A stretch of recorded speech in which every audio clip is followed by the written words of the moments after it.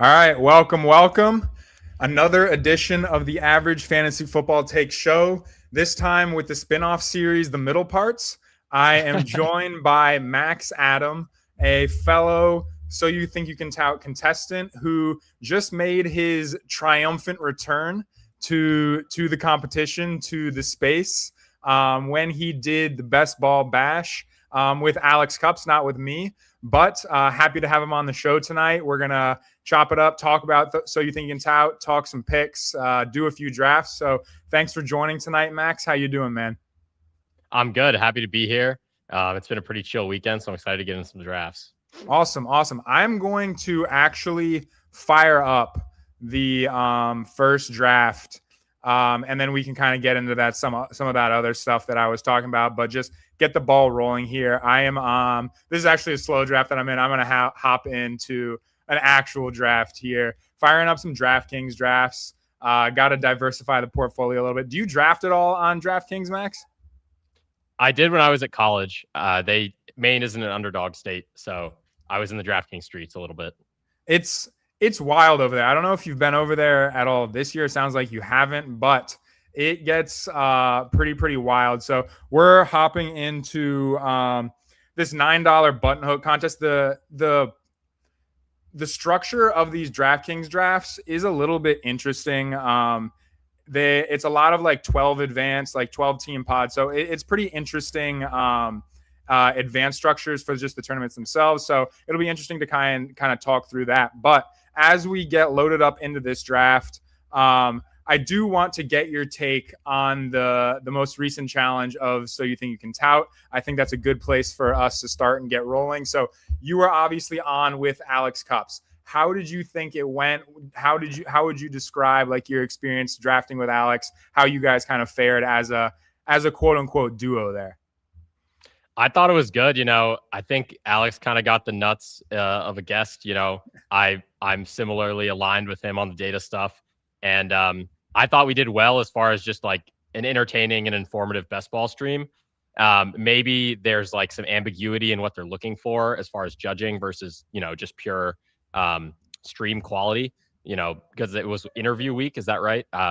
Yeah, it was. The challenge was called the interview. So it was kind of ambiguous as to what they were exactly looking for, but that's kind of what it was. That was kind of the premise of everything. It was trying to test people's interviewing skills, I guess. But go on. Yeah, I thought Cups did well. He, didn't ask me as many real life questions as like a Mitch or a Nathaniel did, but I thought he asked some good real life questions, and then we also really dove into the fantasy stuff. And of all the streams, go ahead. Sorry. I was gonna say, what was your take on that? Like Mitch getting into like pop culture and like asking, like talking UFC. Is that something you find entertaining in a best ball stream? I mean, like maybe that's not right up your alley, but just kind of like those kind of like offshoot kind of questions. Is that something that you would have been looking for from like an outsider's perspective looking in? Respectfully, no. I don't watch fantasy content to be entertained or learn about people. I like learning ball. So a little like it's not for everyone. Like I understand it, but I'm kind of in that same lane of looking more so for just actionable advice. Like there's some points that I want to be like just entertained. Like I don't know if you listen, but I listen to the Swolecast, and like that's not exactly actionable advice. So like there's a time and a place for the entertainment value, but I agree. For the most part, I'm more so looking for the actual fantasy advice and people who can help me level up my game and kind of sharpen my takes. But I was having problems loading up a DraftKings draft for whatever reason. So we're actually going to hop into a BBM here, more so what people understand and what they're looking for. So we'll fire up a BBM here. Coolers is with you on that. I'm with you, Max. Entertainment helps not lose focus, but I mainly target these shows where you learn the most. Yeah, I'm kind of in the same boat. Like it's a tough line to toe, but I think you guys did it pretty well, and I would be shocked if Cups doesn't make it through. I think he did really, really well. But the other thing, outside of like the So You Think You Can Tout stuff that I wanted to ask you, I was hoping to get a little bit more, like I asked Tyler on that stream. I was hoping to get a little bit more on your fantasy backstory. I know it's been kind of like a rapid progression to you started 2 years ago and now you're kind of like deep in the weeds here. And I guess the word devolve has some like negative connotations, but like if you're kind of like going from unknown, like know nothing about the game to like being this data heavy and just trying to break down the game, like how do you get there that quickly in 2 years?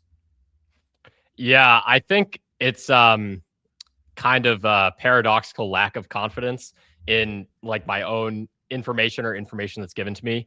Like if I encounter some data, I think, oh, is this good? How could this be better? And then I think, oh, if this could be better, how do I get this better data? And then that's just kind of like a slippery slope. And, that originally started, back in September of 2024 when I was Googling who Brees Hall was. And now, I've just come a long way. And I just generally have an addictive personality. So, when I like something, I like it a lot. So I spent like so much time outside of like school, pretty much just thinking about fantasy. So do you have like an off-season project that you're working on, or anything you're kind of like really drilling down on just for your own personal, like your like curiosity or anything? But is there anything in particular that you're just trying to drill down this summer? Yeah, recently I've been vibe coding like a local host website. There's a lot of stats that you have to like maneuver through all these tables and stuff and then make pivot tables or whatever. And then like not basic stuff that you could see on like PFF or whatever. So yeah. I've been working on compiling all the stats that I like and then getting them into just like a little web page that I can view like a PFF or fantasy points. So I've been working on that and that's been pretty fun. And it gives me like quick information. Oh, also we got a middle pick. Like, that's pretty sweet. A person, like a more personal, user friendly, like type of just database for everything. Yeah, that's recently what I've been doing. That's awesome. So we're about to be on the clock here. Any particular leans or anything or any takes that you have in this range? I think, I'm just such a piss boy. I think probably go McCaffrey here. All right. But I'm good with Amon-Ra if he gets taken. It looks like he's going to time out and auto draft Amon-Ra. So yeah, I'm great with McCaffrey here. But going back to that tool, do you have any plans to make it public facing, or is it just a little toy for you to have behind the scenes? I think it's mostly a toy. I mean, I'll definitely post like the Twitter graphs and stuff, but the fantasy points data, that stuff is, you need a subscription for that. So I'm not planning to like make that publicly available. It's just basically like repackaging a lot of the data or like manipulating it to stats that I like. So that's fair. I mean, like, I think something that's like incredibly user friendly and houses everything. I think that there's just like there's a financial opportunity there. And if you don't like, I understand your drive behind this is more so just like being an addict to fantasy football and wanting to get better and all that. But like just as someone who's been doing this for several years now, just like the fact that you've like got to have like 11 tabs open to get to all the data and information you want. Like I've thought about like kind of doing this myself. I've never like dove deep, but like just something that just amasses everything and you can have it housed all in one spot. It'd be an invaluable tool. Like fantasy points data, it's very, very helpful, but it has its limitations, at least for how I try to use it. So like, I feel like if you were to hit the nail on the head in terms of something that's user friendly and has a lot of use cases and you can kind of utilize it in a variety of manners, I feel like the monetization of that would be something that people would be really, really interested. But maybe that's not the lane you're considering, but that's just my 2 cents on the matter. But I'm going to get to the chat real quick before we before we make our next pick. Got Aaron in here, the Toxic Tower, the Tower AAA team. Hello, Ansems. What up, Dragon? How's it going? Wet hot takes with both of you. I don't know if you know Dragon's wet hot takes, but he gets in the bath and shares his takes. So sorry, Dragon, I will not be doing any wet hot takes with you. Which university has produced more NFL talent, UMaine or Colby? I have no idea, Dad. That's my dad in this stream. I have no idea. I don't know college. Addicts Unite. What up, Emo? Did someone say lean? Sorry, Emo. No drugs on this program. It's a sober show for us tonight. But on the clock coming up here. Personally, for me, it is Drake London if he's there. I don't know about you. Just also considering we grabbed a running back to start. Any thoughts here though? Yeah, all those top 4 I love. What is the McCaffrey bye? Can we use that as a tiebreaker? Yeah, week 8 for Christian McCaffrey. So we're good. Not a Drake concern London's here. Good. London for you. All right, yeah, that's pretty easy for me. But another topic that we had teased. And we had talked about a little bit ahead of time. This was not a program with an extensive show sheet by any means, just very similar to the Bash, just kind of going to get on here, rip a couple drafts and see what happens. But we did talk about a little bit. I have written up and on my past stream talked about several or all of the guys the running backs who are at that 1-2 turn, the Derrick Henrys, the James Cooks, the Devon Achans. We had talked about getting Max's opinion on at least a couple of those guys. So I think we know where we're going here. Teeing you up. Is there a guy? Which guys in there are you targeting, and which guys in there are you a little bit more hesitant about at cost? I'm most bullish on Kenneth Walker. I think he should go right next to Genty and ahead of Jefferson and stuff. I think he is just such a smash. The Andy Reid running backs, elite. Not recently, but early career Kareem Hunt, and then prime Shady, prime Brian Westbrook. Some really, really high ceilings there. Kenneth Walker's an underrated receiver. He's been pretty solid in every year except his first one. And then obviously the explosiveness is very strong. So he has a high ceiling with regards to rushing. I mean, I will not refute anything that you just said. I mean, you said you got him at what, pick 20 in a redraft league the other day?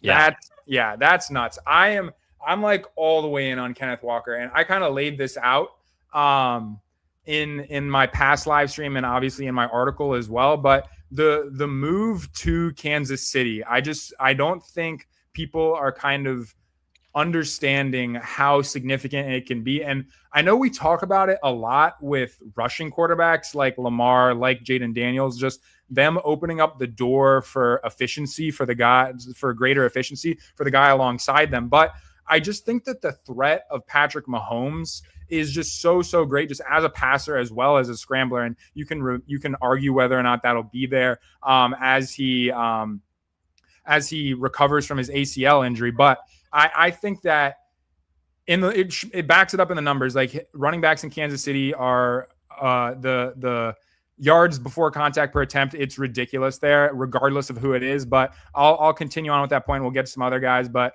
another pick to make here. Are you leaning? Obviously, it's going to be a running back or a receiver here. Are you leaning any particular way with a player or a position?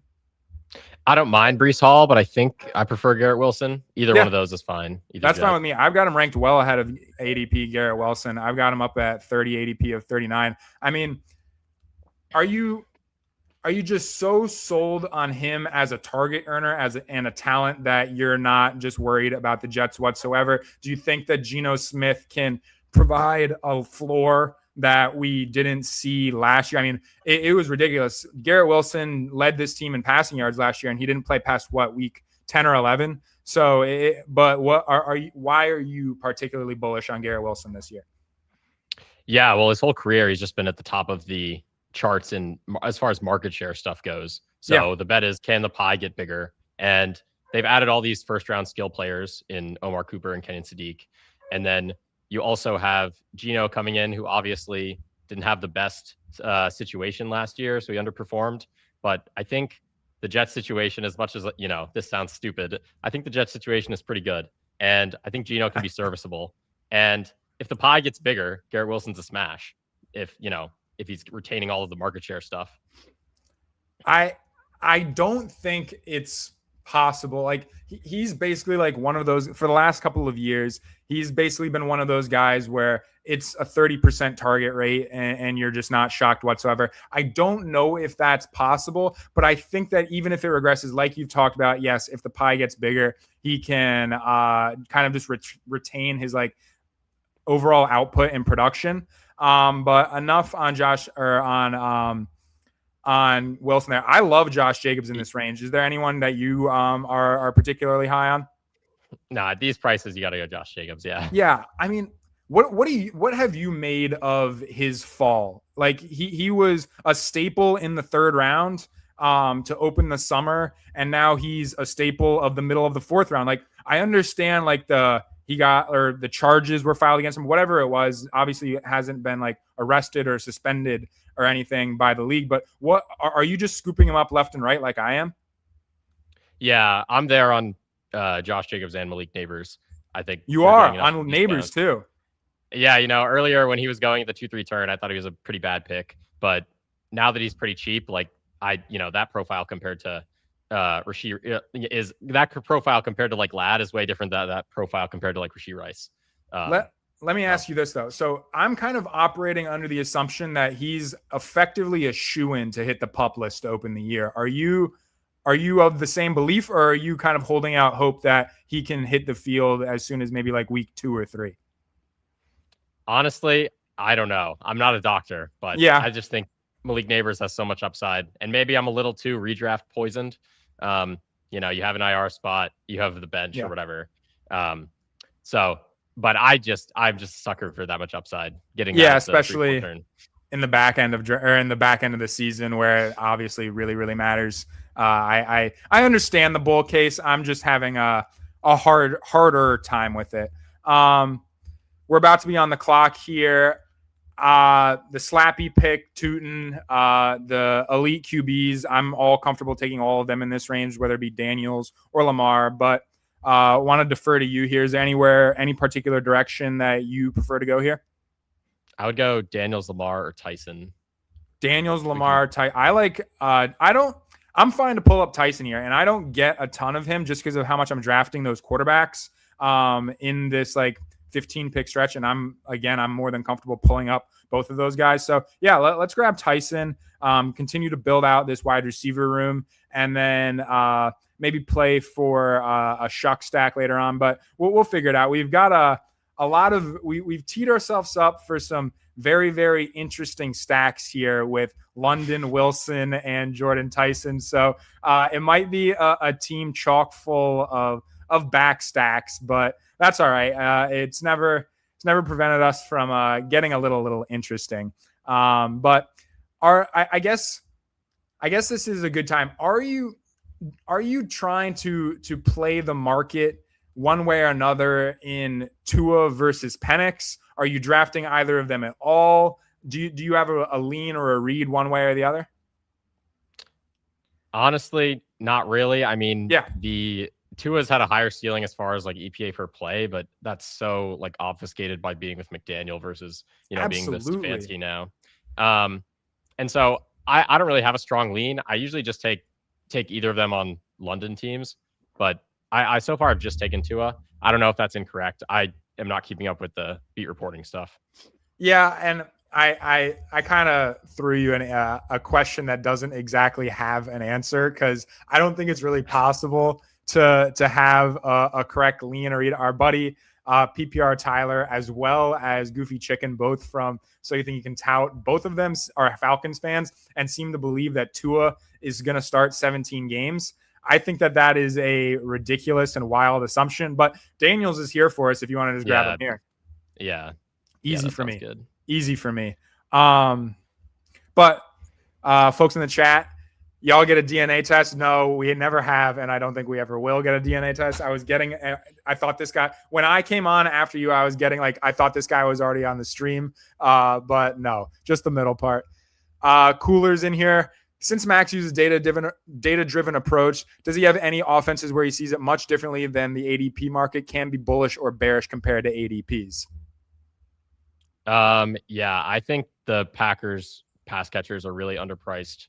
Well, at least Christian Watson and Jaden Reed are, because Micah's almost assuredly going to start on PUP, and then just the on-off splits with like EPA per play allowed. He's just like a force multiplier. And I think, we've seen Jordan Love not be high pass rate over expectation, but if the expected pass rate is high from having a bad defense, he'll have to drop back more regardless. And, his efficiency has been elite, and the Packers receivers have been great. So I really like taking the two wide receivers in Jordan Love.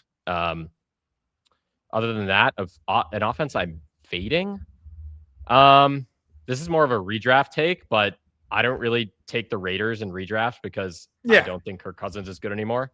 And I think the Genti and Bowers are better buy lows than drafts and redrafts because until Mendoza starts, I don't think it's going to be super worth their prices. Yeah. I mean, I can't remember where I was talking about it, but someone was like talking about whether Jalen Naylor was going to have any value and like whether or not it was like a worthwhile like late round flyer. And it was in a redraft context. And that's just like one of the guys. It's like, what's the point? Like the offense is there's two premier weapons and it's going to be so concentrated and just there's just not going to be enough to go around. So it's just one of those guys like, well, even if he's like pushing for flex value week to week, like I just don't see the value in taking those guys in a redraft context. But obviously in best ball where you don't have to actually physically set your lineup every single week, there's some value there. And obviously with the stacking partners and everything, you can make it work and make sense. But so I want to ask you another question about that Packers take, but let's make our pick here really quick. I grab a lot of Tucker Kraft in this range, but anywhere that you are interested in going? Yeah, Tucker Kraft looks good out of those. Yeah, I'm fine. Yeah, that's great. We can get the tight end room rolling.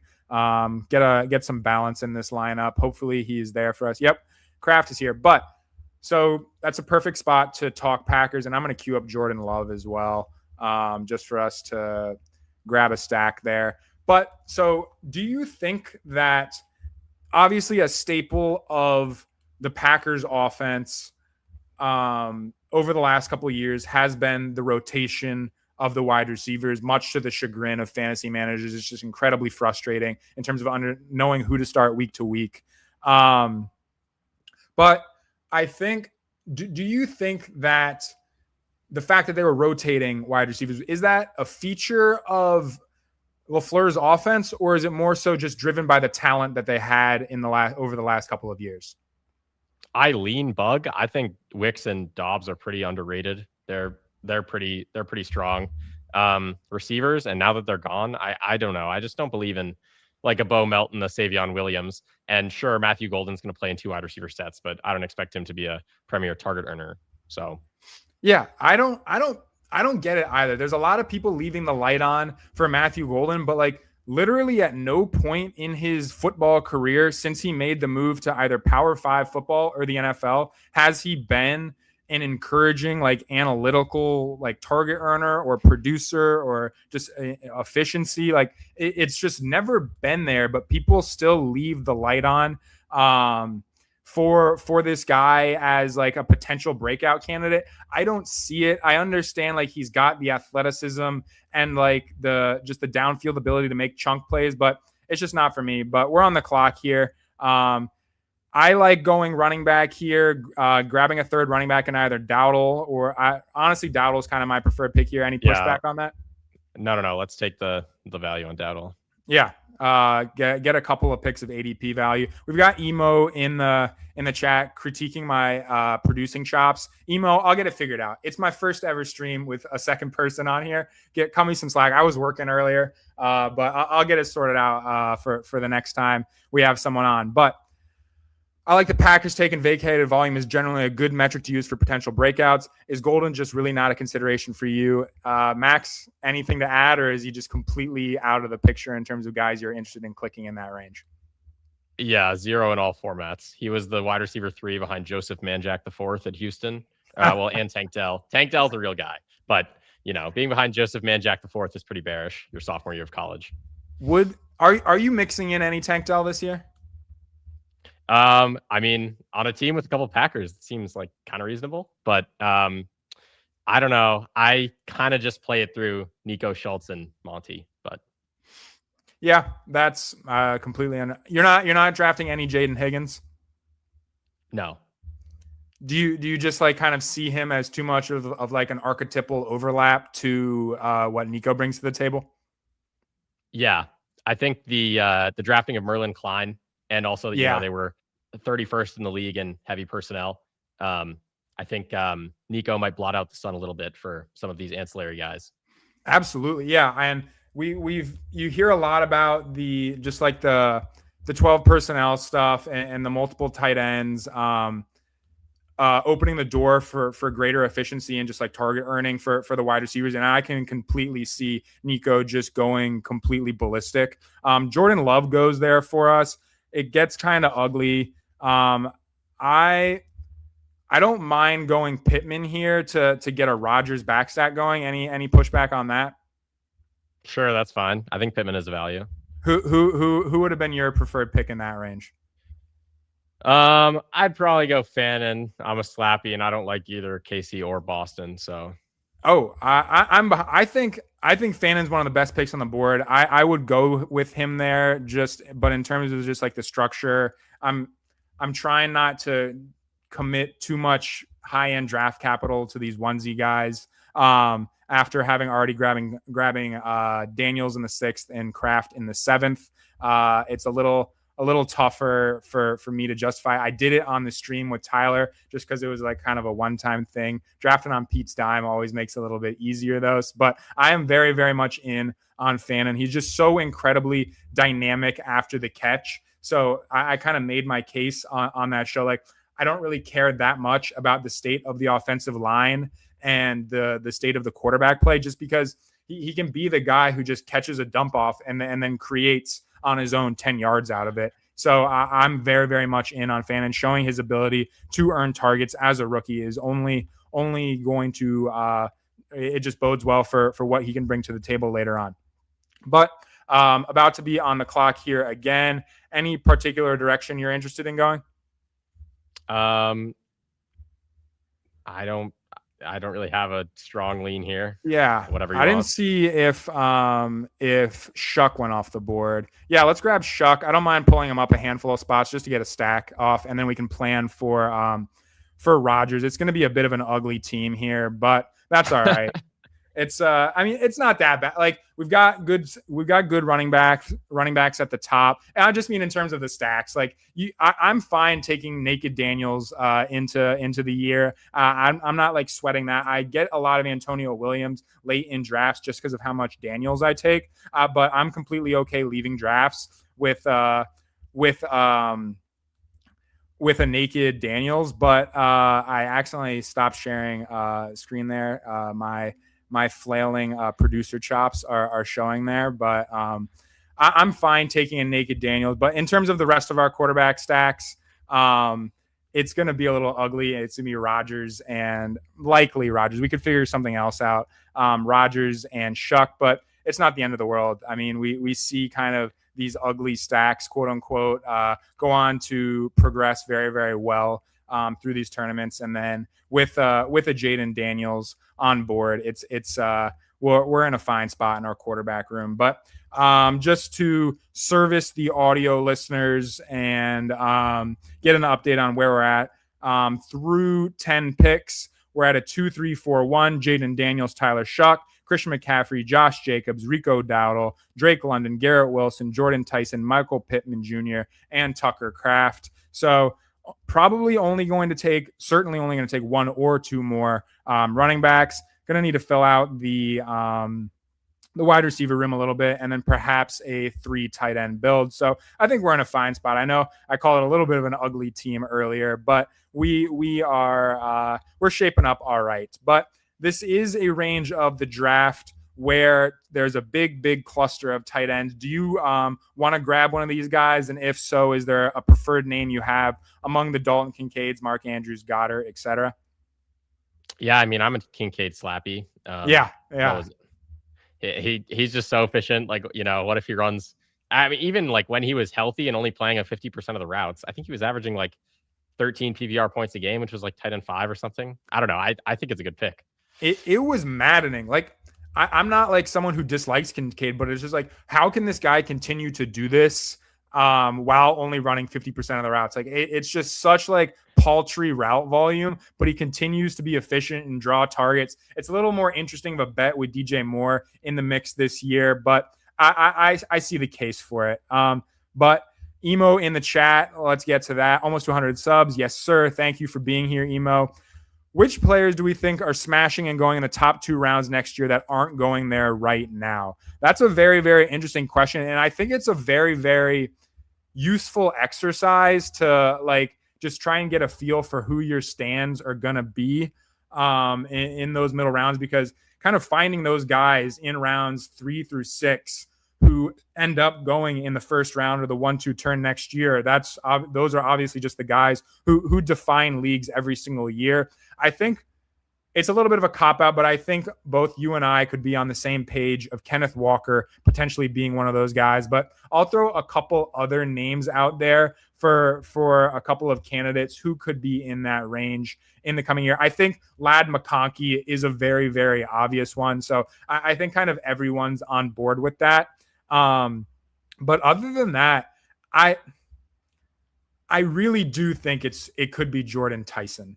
I think if the Saints offense kind of smashes in the way that we all expect it to, with Kellen Moore running the show, with Tyler Shuck taking a step forward, and then I just wouldn't be surprised if he kind of, by the season's end, he ousts Chris Olave as the number 1 target earner in New Orleans. And with the presence of Olave, it could be difficult to see him kind of jumping all the way to the first or second round. But let's make this pick, and I'll get your take here.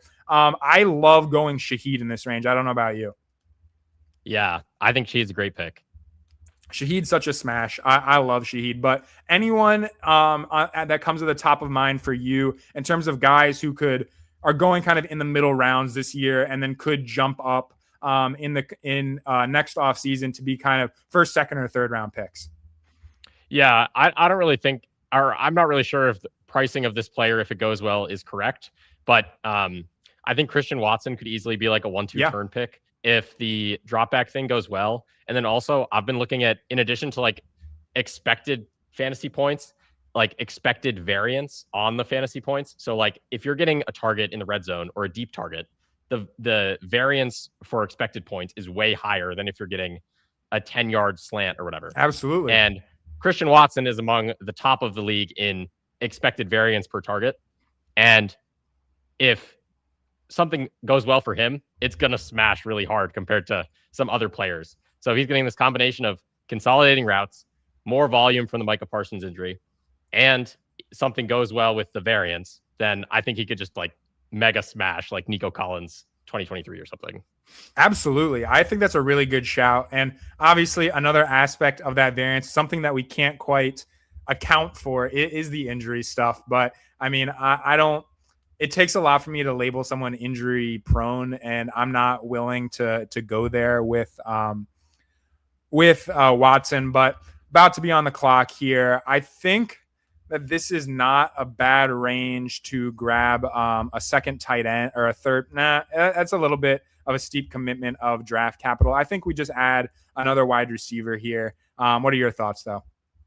Sure, I'm good with that. I don't mind Jalen McMillan. I don't know. What are the other options? Yeah, that's fine. We've got McMillan. We've got the Las Vegas boys that could set us up for a backstack on Mendoza, but I'm cool with McMillan. Yeah, let's do McMillan. Yeah, get a couple picks of ADP value as well. What are you expecting in terms of just kind of the makeup of the route distribution in Tampa Bay this year? Are you expecting Chris Godwin to bounce back and be a full-time guy? What do you think of Ted Hurst potentially playing a role? I know he's been kind of talked up as that X wide receiver, but are you expecting McMillan to play a full-time role, or are you kind of baking in the fact that he could be losing routes to a rookie or being bumped off the field in some heavier sets? Yeah, I think that's definitely a concern, but I want to bet on him doing well, even in that poor Bucs offense for the last month, coming off the broken neck or whatever it was in preseason. And then I also just am not in on Chris Godwin or Ted Hurst. So, by process of elimination, feels like I need to be in on McMillan. Are you kind of writing off some of that end of season Bucs stuff with Baker's shoulder injury. I know that it's been a kind of like a common argument or just talking point for people who are in on the Bucks. Is that something that you're kind of leaning on and hoping that the efficiency for both Baker, the offense as a whole, and the receivers can bounce back once he's healthy? Yeah, I think for sure. I mean, you saw I don't know if you're in fantasy points data. Yeah. Do you see the catchable what is it? Percent of expected fantasy points that are catchable. It was like horrible. It was like bottom 4 among qualified wide receivers for both Mike Evans and Emeka Egbuka. And I just think that's extra bullish for J-Mac because he was doing well in the last month of the season. At least he had one 110-yard game against the Dolphins. Maybe we're extrapolating a little here, but a little bit. I just want to bet on the year 3 improvement. I don't know. It feels like Chris Godwin might be a little washed, but maybe 2 years off the injury. I don't know. We'll see. I don't mind grabbing Johnson here as our third tight end and closing it out to stack up with Shuck. Yeah, Saints double seems great. Yeah, that's great. And we can play for Rodgers as the third QB in the next round, but we'll see where the board takes us. But we've got Emo and my girlfriend going back and forth in the chat. We need to know O'Hara's girls' thoughts on So You Think You Can Tout, and if Max is not single, he doesn't know. But a lot of female involvement amongst the contestants of So You Think You Can Tout. I don't know if you saw Trev and Nick. They had their girlfriends drafting a BBM team. It obviously went quite well. Emo asks, is there a Puka or Kyron late that we're missing? If we are missing it, it's not our fault just yet, because both of those guys' breakouts, it was driven by the late season news and the preseason usage numbers that we got. So I don't think it's possible to pinpoint or identify one of these guys. Like, we saw Kyron being held off the field that year that he broke out, like alongside like the starters and the priority backups in the preseason. So we kind of knew that McVay envisioned him for a role that season. And Puka, he was kind of popping in the reports at the end of training camp. So I don't think that there is a guy that we can identify just yet. But I guess, Max, I'll ask you, is there anyone in the late rounds that you are prioritizing or just have a boatload of at this stage in the drafting season? Yeah, I want to have as much Elijah Surratt as possible. Okay, sell me on that. Yeah, well, obviously the path looks a little, thin with what's going on in Baltimore right now.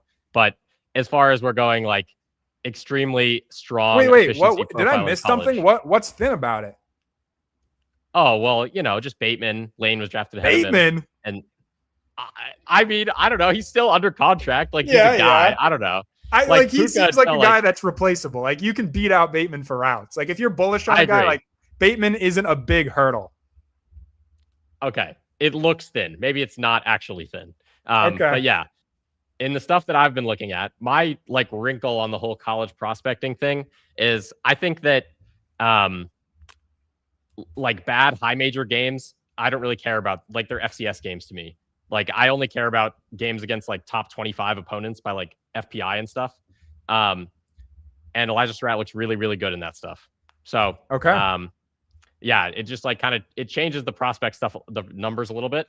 And that's how I'm fading Bashal Tutin because 22% of his career receiving yards came against Charleston Southern. And he has the same receiving metrics as Tank Bigsby when you're only talking about FBS.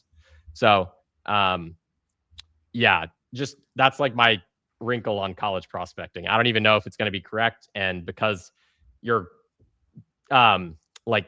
making the sample size smaller, it gets a lot noisier. So you can't really make a model, but it's more identify this green or red flag stat. And then just it's good vibes, Yeah. I completely understand that. I mean, yeah, not something just like you said, condensing the number of data points that we have.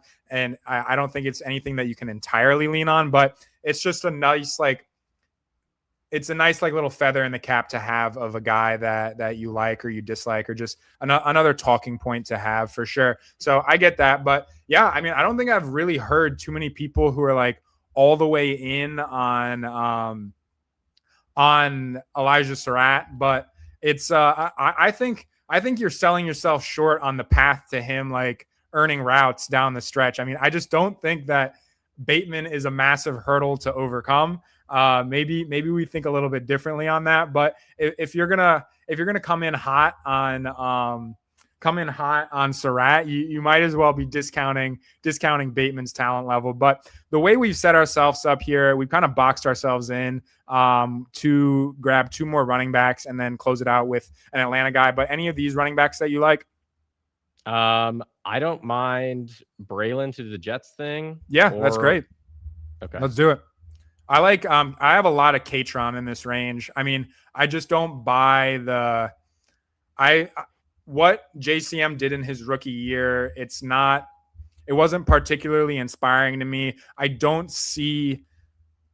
It's tough for me to see Rachaad White playing like an early down role unless like some of these guys get hurt, or I just see him as more of a pass catcher. I mean, obviously kind of everyone sees him that way. I just don't, I think that they would go to Katron ahead of Rachaad White for that early down stuff. So I've been clicking him a lot in there, but let's get back to the chat here. Camp news here soon, so keep ears to the ground. Miami could be one with any of those wide receivers, Lloyd, or just not happening because we're too good at pricing upside now.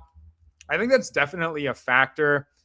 I also just think that like a guy going from not completely on our radar to smashing and like kind of defining the season. I just, even if we are better at pricing upside now, I just think it's more so of a one-off thing. And it just so happened that the 2 at the respective positions were kind of just clustered in consecutive years. I don't know if you have any thoughts on that. Like, are we ever gonna get another Puka or a Kyren, or is that just was it just random happenstance that they happened in consecutive years? Or do you have any thoughts on that? Like, is it something that we can identify moving forward? Is it going to happen?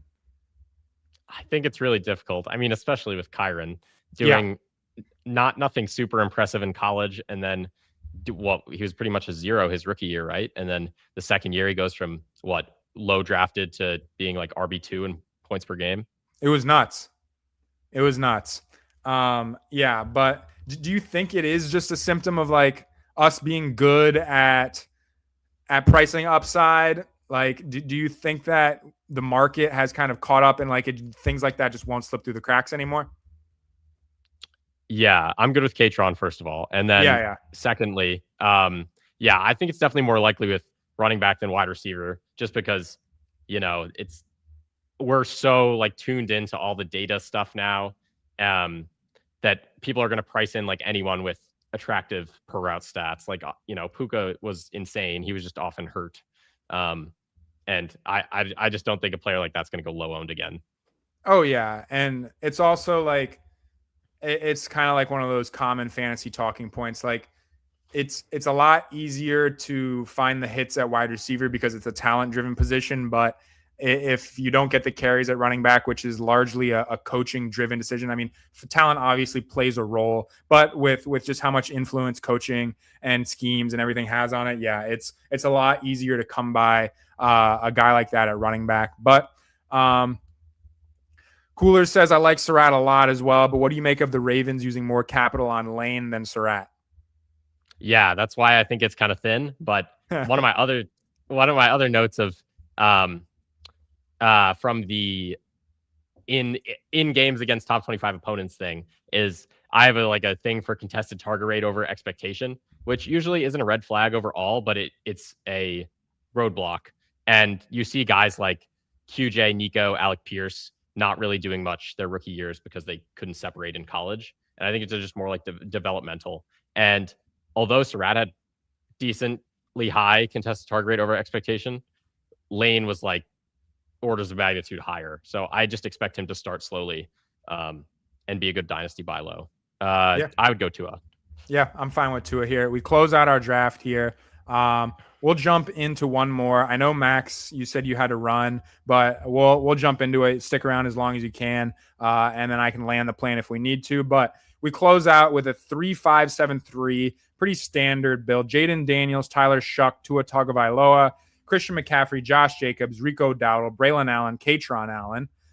Drake London, Garrett Wilson, Jordan Tyson, Michael Pittman Jr., Rashid Shaheed, Jalen McMillan, Jeremy Bernard, and then Tucker Kraft, Dalton Kincaid, Juwan Johnson. It's definitely not a team that I would typically build, not necessarily from like a positional allocation, just kind of some of like the players and stuff. So it's not, our bet is very much on Christian McCaffrey and Josh Jacobs hitting in a massive, massive way. And obviously when Christian McCaffrey hits, he hits in a way that defines the season. So I'm not sweating that too much. Like the team we built kind of falls in line with what the picks we made. So I'm not sweating it. I'm going to get us loaded up into a second draft. We'll get to the chat as this one fills. Entering a BBM again here right now. But let's get to the chat. Srap, please be Amon-Ra. I don't see that. Do you think that is possible? No. Well, I mean, obviously it's like top 0.1% outcome, but like, do you think their games have similarities in any capacity? I mean, I think like maybe, but I'm not a film watcher. I think Surratt, he's not really Amon-Ra is like a 50-50 slot only guy. Oh, rookie year Amon-Ra.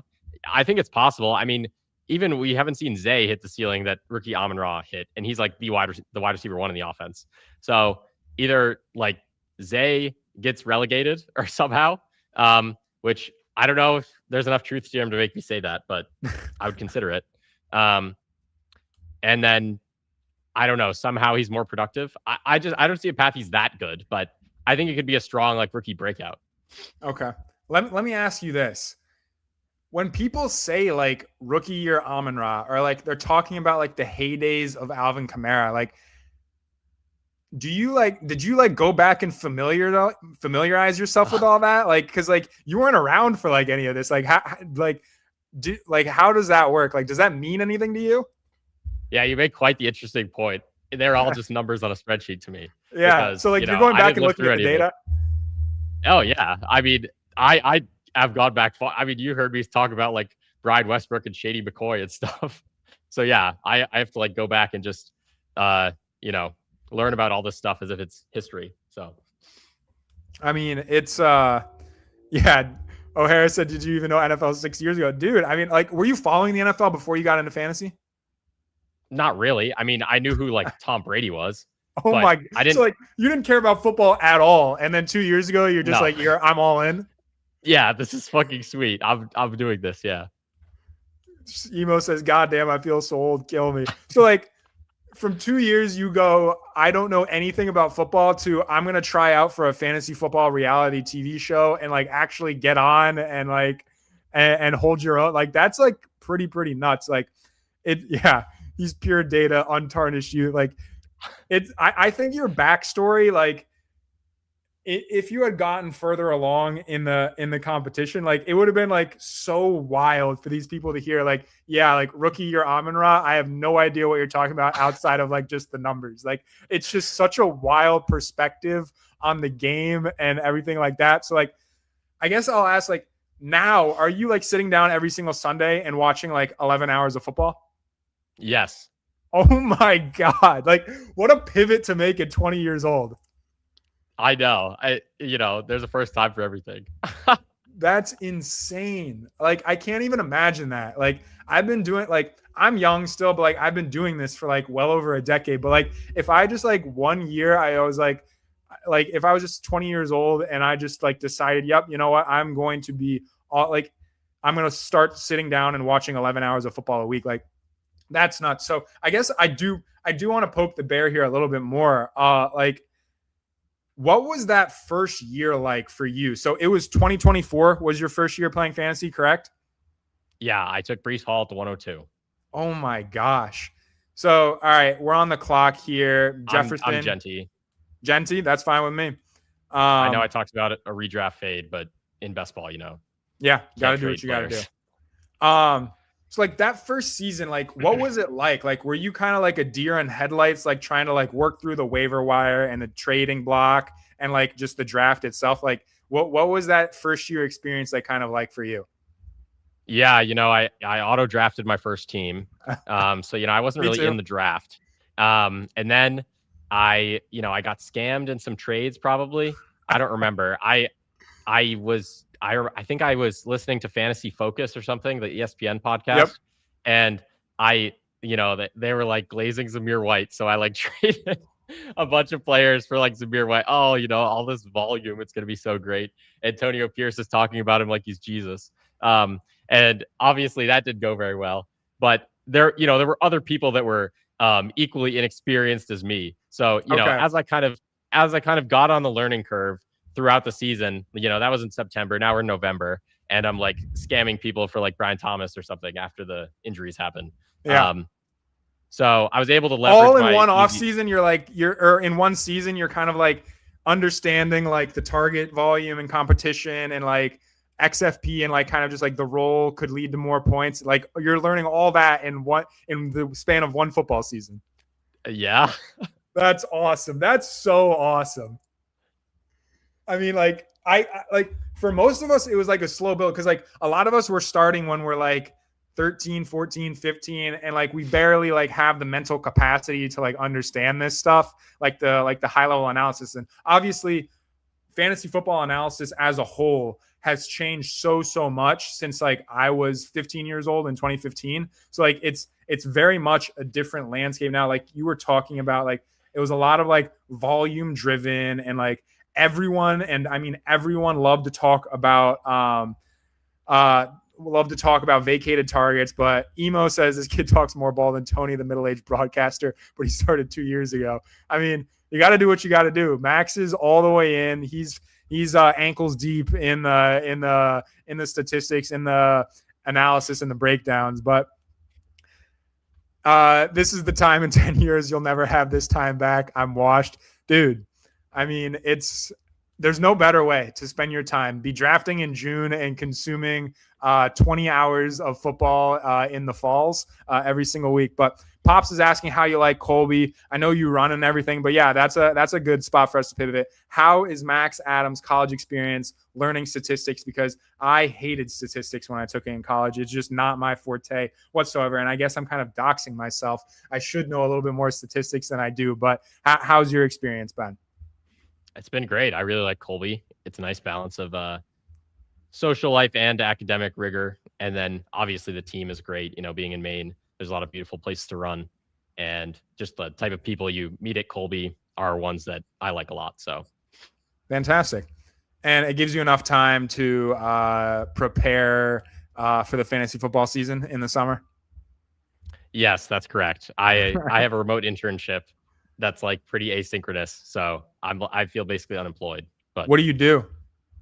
I'm working for the Maine Public Health Association, and then Okay. I'm also doing some GIS and like visualization for a local nature conservatory. Okay. Yeah, I that's kind of my realm. I majored in like environmental engineering, so like I kind of did some of the GIS stuff, but yeah, that's awesome. And we're about to be on the clock here. I'm assuming I don't mind going Garrett Wilson again, and we kind of need to start filling out this wide receiver room. I don't mind going Garrett Wilson in this range. Zay Flowers might be there as well. Higgins, anyone, or you just want to slam Wilson again? I'm good with either of those two, T or right. GW. Let's see. I do have a fair amount. Let's just see where this guy goes. He's definitely going to grab a receiver.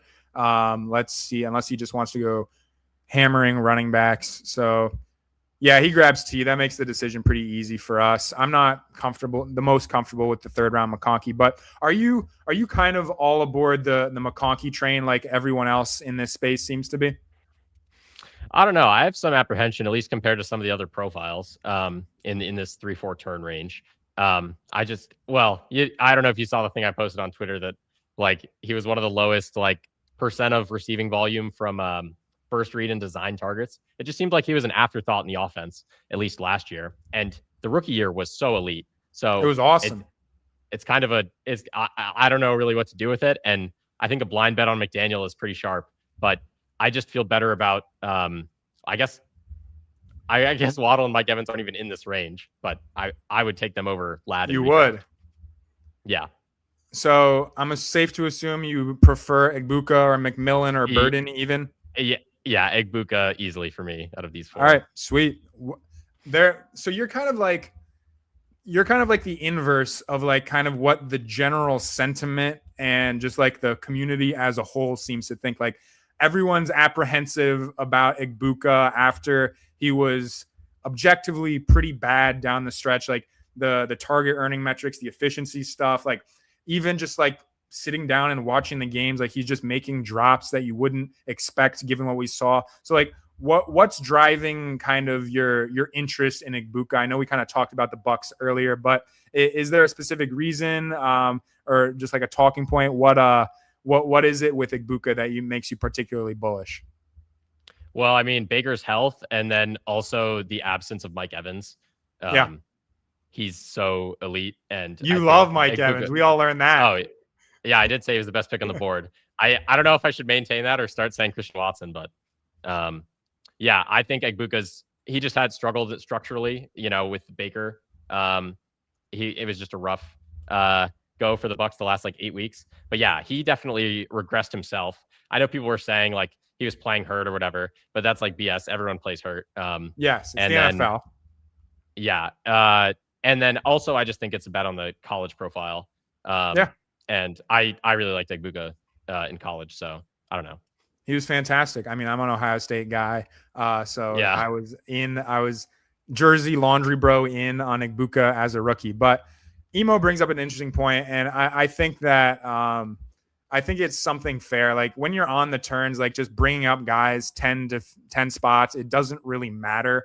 Are you anchoring to ADP more, or are you willing to like kind of test out different like combinations and everything? Like, are you willing to pull up these guys even in the early rounds if you're on the turns?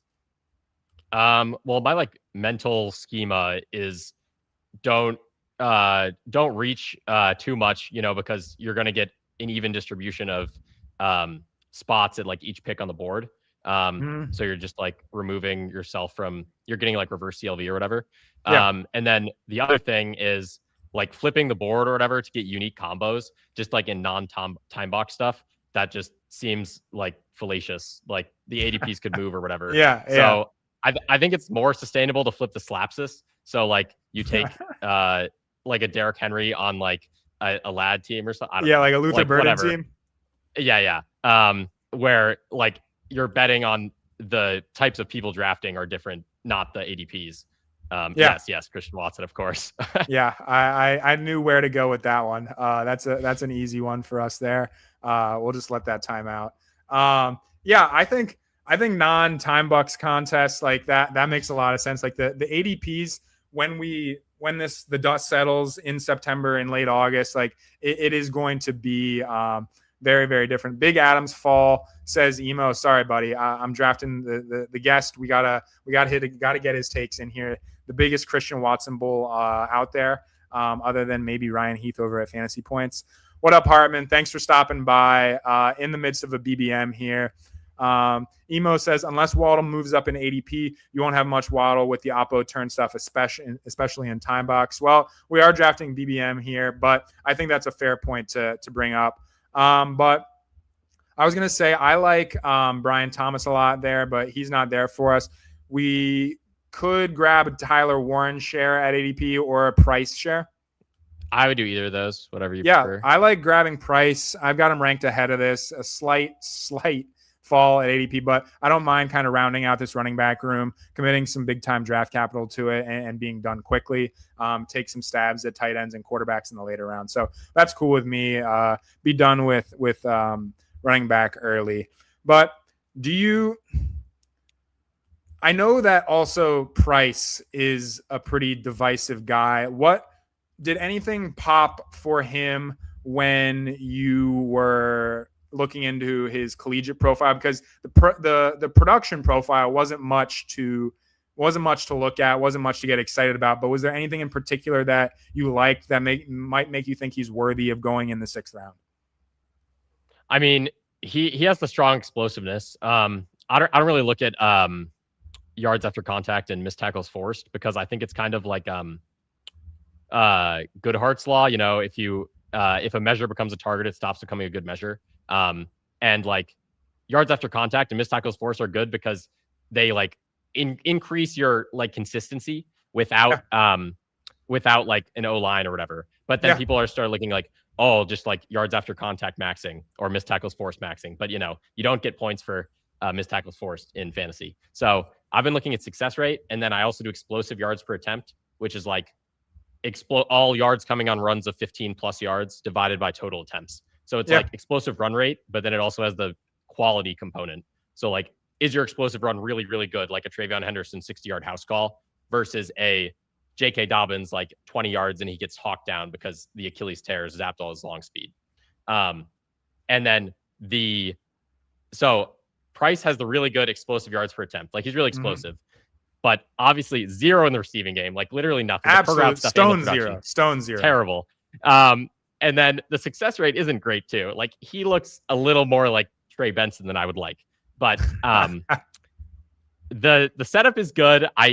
I think he's gonna have an opportunity with the game scripts, but it just feels a little thin. I'm really out on him in redraft, but I will definitely I would probably be at like market in best ball.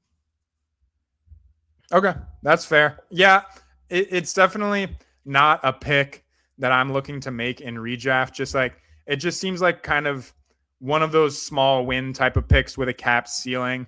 Would you be interested in playing for the love double here with Jaden Reed? Of course, sir. You know me so well.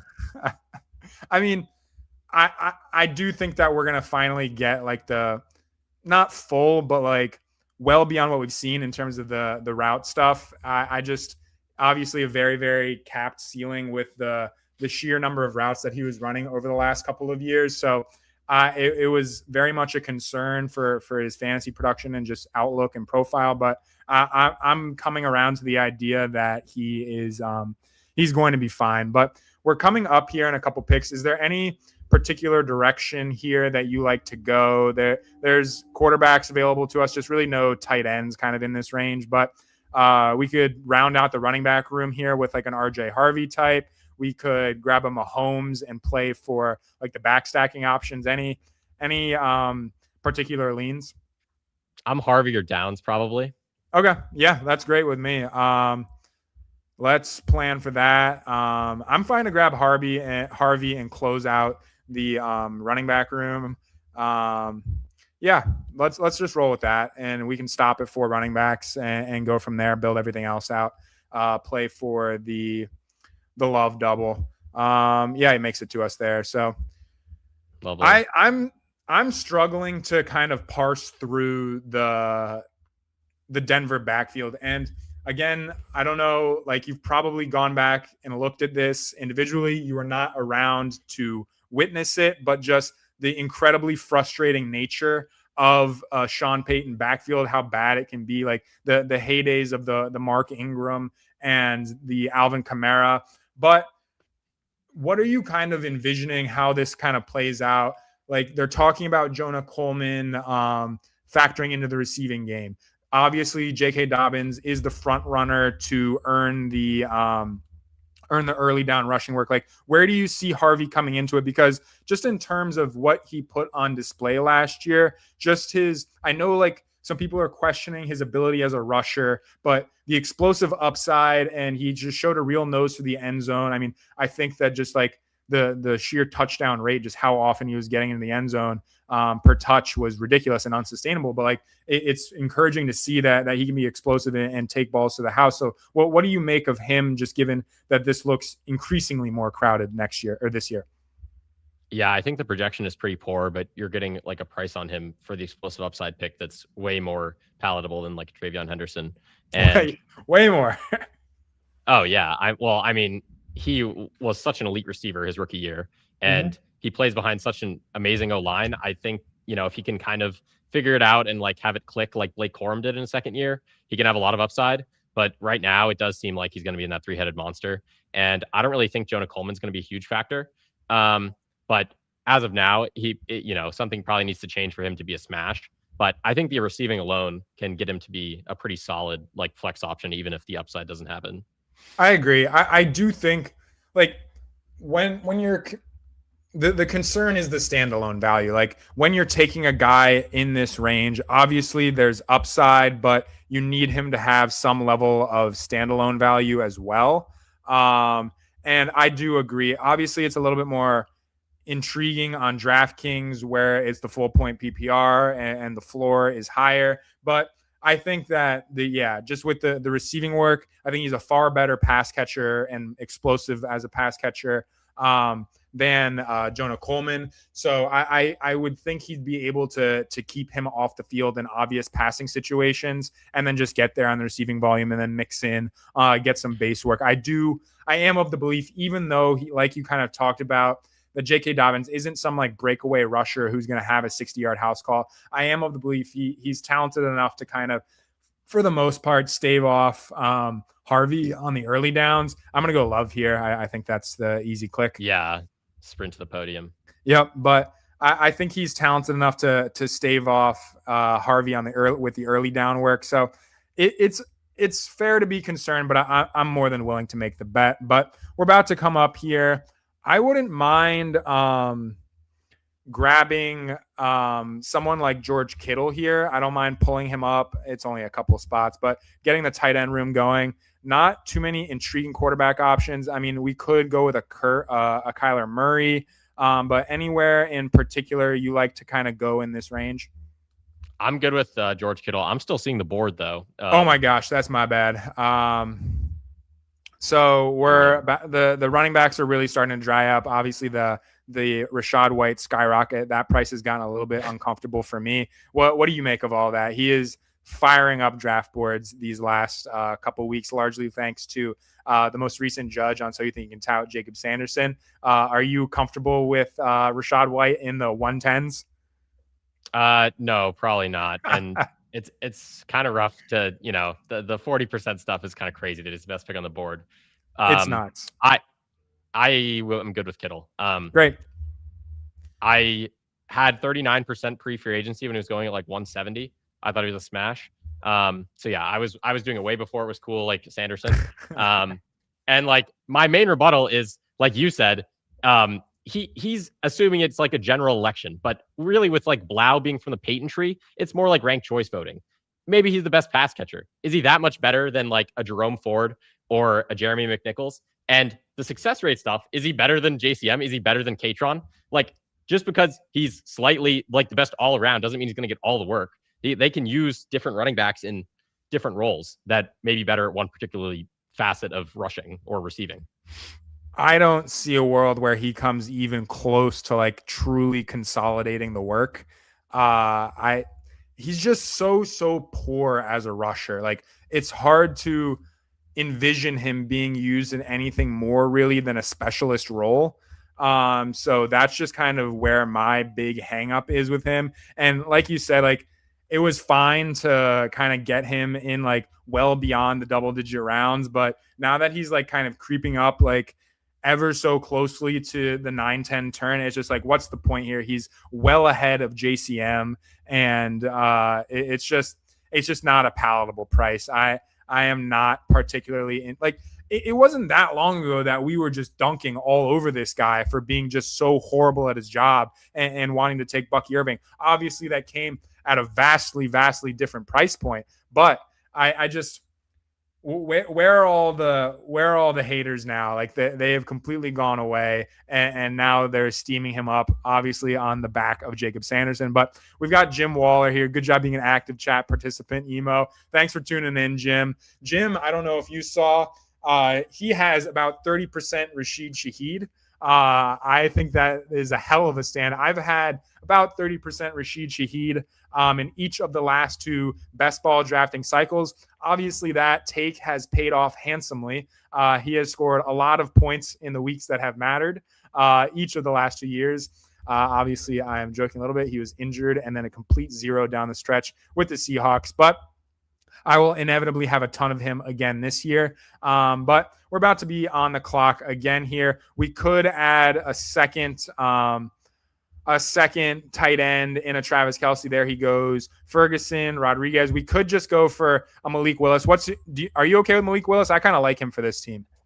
Oh yeah, I'm a huge Malik Willis. Okay, fantastic. The Packers starting quarterback and the Packers backup quarterback are my two highest quarterback exposures. Are you serious? Yeah. That's awesome.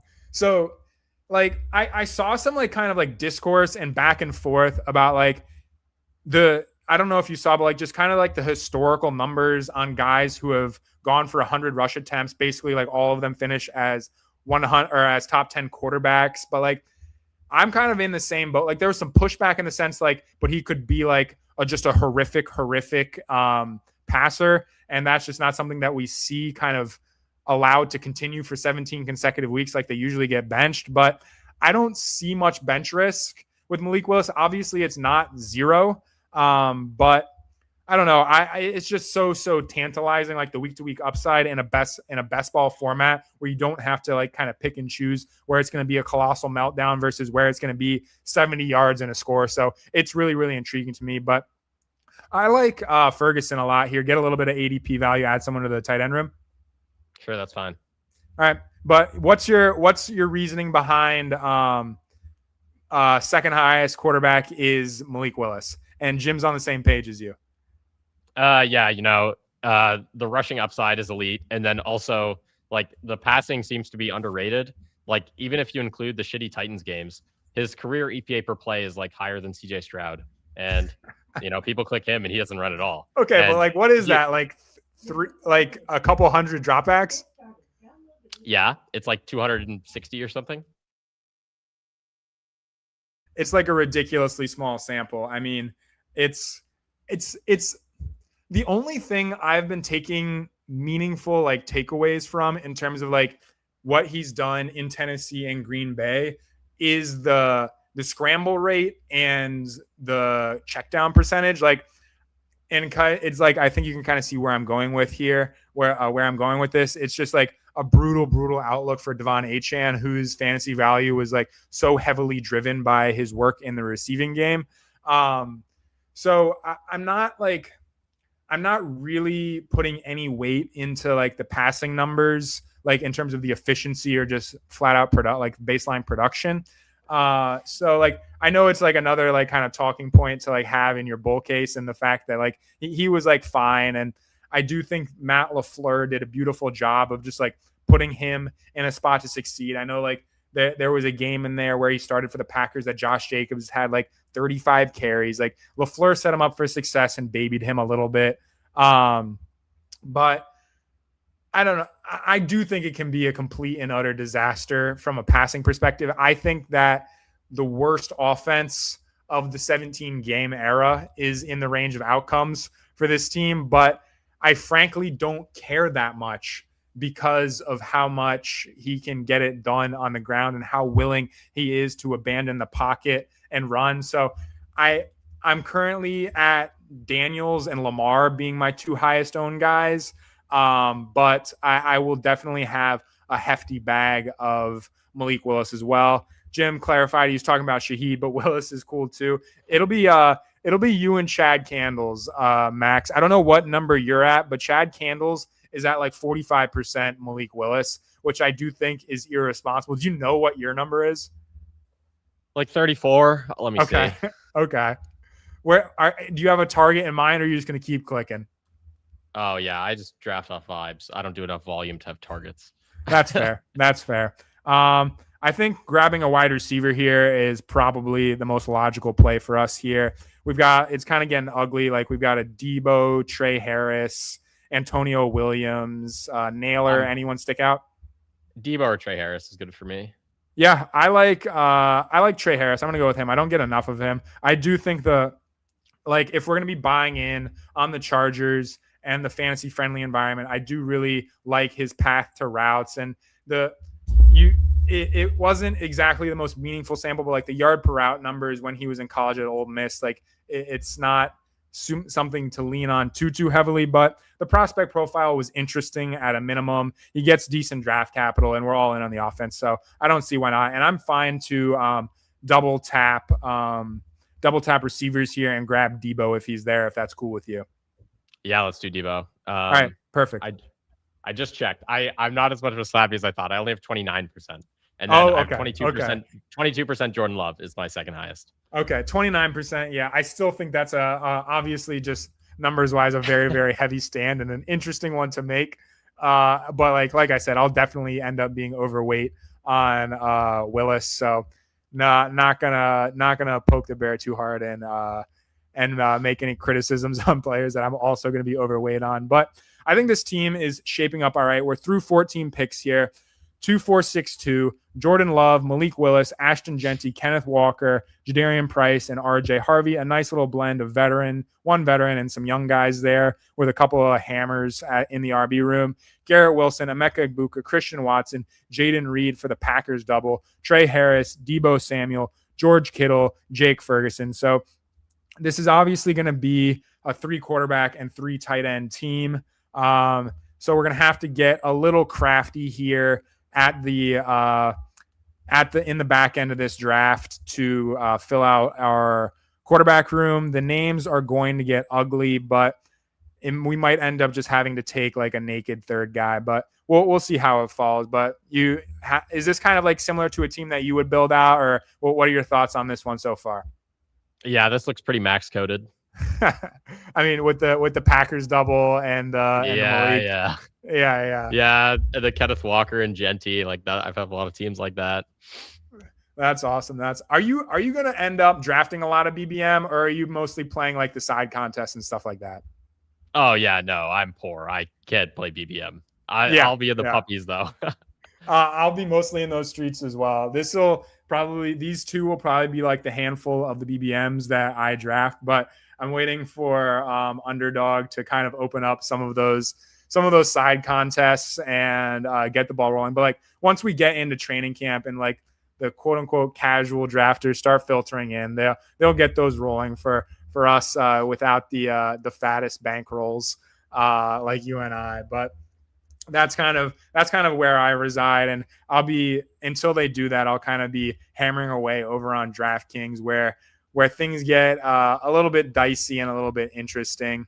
Emo back in the chat talking with Jim. I guess Jim being here does make me want to ask you a few more questions about So You Think You Can Tout. I think one thing that's interesting, like you've obviously paid attention, it seems, and I mean you're posting confessionals afterwards, the most recent challenge. So you've kept in the loop. Is there a challenge you think that you could have shined in if you were able to participate? I mean, I think I would have done pretty well on the debate challenge. Yeah.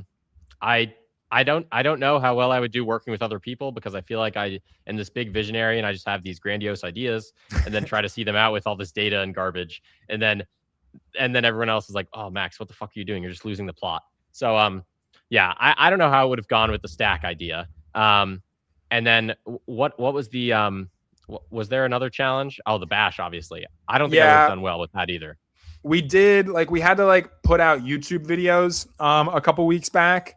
Yes. The Survivor Week. Yes, hero wide receiver, the Ryan Heath Vorp. That was very good. Yes. That wasn't Vorp. That was just straight up points per game, year over year, positional ranking wise. So how did the wide receiver 12 score in 2024 versus 2025 and all that. That wasn't any of the value over replacement stuff. But I know you like Dylan Sampson a lot. Actually, we don't need another running back. I like Helm. Is that cool with you? Sure, that's fine. And then just punt, run, quarterback. Maybe Rodgers makes it to us. A naked Rodgers isn't very pretty, but you got to do what you got to do. I think this team definitely needs a third quarterback. But so you think you would have fared well in the debate? But yeah, the playing with teammates aspect is definitely quite interesting. You're kind of having to get to know a lot of different people and collaborate and make things work. It wasn't easy, I'll say that, but I feel like you would have held your own. But I do think the other question that I will ask, if this show is run back, will you be trying out? Yes. Absolutely. Yes. Lock it in. I need to work on some of the peripherals, but hopefully I can be a better contender next year. I don't even know what I'm thinking here. We can take Gino and stack him up with Wilson. I don't even know why that slipped my mind, but yeah, perfect pick here to round out the quarterback room, and then we can just hammer wide receiver. Maybe we add a fifth running back if there's a name that sticks out to us. But yeah, I think running it back for season 2 would be a lot of fun. Is there anything that you would like to see out of a second season if you were to participate? I know you like you were there for the early stages, but like, is there anything you think like would cater to your skill set or would be fun? I mean, I think, some produced stuff like writing and or, data stuff, that's pretty much all I'm doing as far as producing content. I'm not Yeah, doing any shorter long form videos. So that would definitely cater to my strengths right now. But buddy, I'm you've been hoping to on like shore up. 3 streams in the last like week and a half. That's true. I'm moving like off season CJ Stroud or something. Yeah, But yeah. yeah, I guess doing some of that stuff, like, analytical stuff, that would probably cater to my strengths. But so far as just a viewer of So You Think You Can Tout, I've been happy with everything they've done. It seems pretty comprehensive of the skills you need to be doing well on a stream. Yeah, it definitely is. Emo saying he'll bet the house Max to Final Six in season 2. I hope we get there, man. I hope we have a season 2 and Max is a part of it because, yeah, it was a shame you went home early. Jim Waller still in the chat. Gunnar Helm is always fun, but I can definitively say that if I do not win this one and there is a season 2, I will not be throwing my hat in the ring once again. While it has been fun, it has been a lot of work. I know if Emo's still here, he can attest to that. So it's a great time, but it certainly isn't a free ride in terms of your commitment and your time. So, but it's always fun to see people interacting with it and everything and being a part of it. But we're moving along here. Again, we're at a 3-4-6-3, a couple picks away. We're going to have some wide receiver picks to make here. I know you aren't the biggest Ted Hurst guy, but he's kind of like top of the. We could queue up an Elijah Surratt. We're at the stage where I don't give a damn about ADP or anything. So if he's there for us, Elijah Surratt's the pick for you. Yeah, slap it up. Elijah Of Surratt. course, of course. I mean, like, I guess we don't need to like completely unwind like back to this talking point, but like a lot of people I respect in terms of like the prospect evaluation and the profiling and stuff like that. Like they seem to think Jacoby Lane sucks. We all know that Rashad Bateman again isn't the biggest hurdle. So like I'll trust your instincts, trust your analysis on this one, and like I'll need to bump up my Surratt exposure because I'm very, very much like all the way in on any time like Lamar Jackson is on the football field. I want to be buying pieces and being a part because like just the EPA per play of these offenses, like when Lamar's at his best, is just so ridiculous. Like they're regularly lapping the field and everything. So it's just obviously he rarely brings along a second true wide receiver. It's always been like the top wide receiver in Mark Andrews, but it's a bet that I'm willing to make at these prices. But one more pick to make. I don't mind going a 3-4-8-3, or do you want to grab another running back here? I don't know. What do you think we're good at? I feel like our running back room is pretty good. I like Blue a lot. I'm also cool with like a Pat Bryant type at wide receiver. So like if we're gonna take a running back, it's Jadon Blue for me. But what are you thinking? Any wide receiver or running back? Let's do Blue. Yeah. All right. I look for wide receivers. Yeah, it's all pretty ugly here, and just like if Blue does indeed is like confirmed to be in that RB2 slot, come like preseason and everything, like he's gonna skyrocket up draft board just given the contingent value.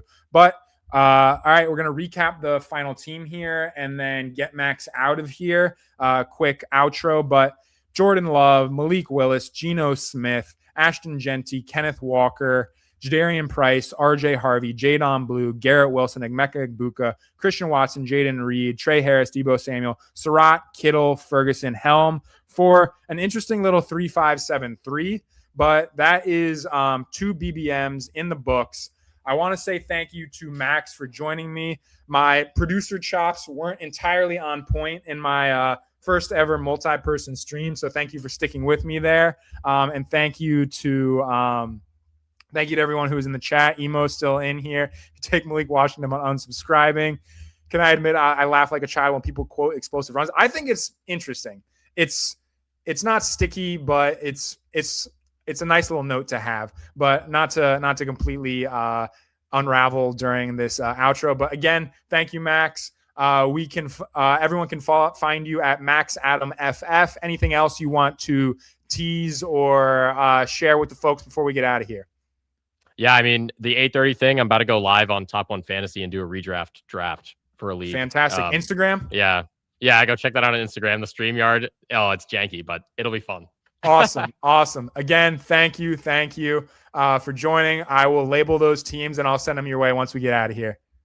Sweet. Thanks a lot. All right. See you, Max.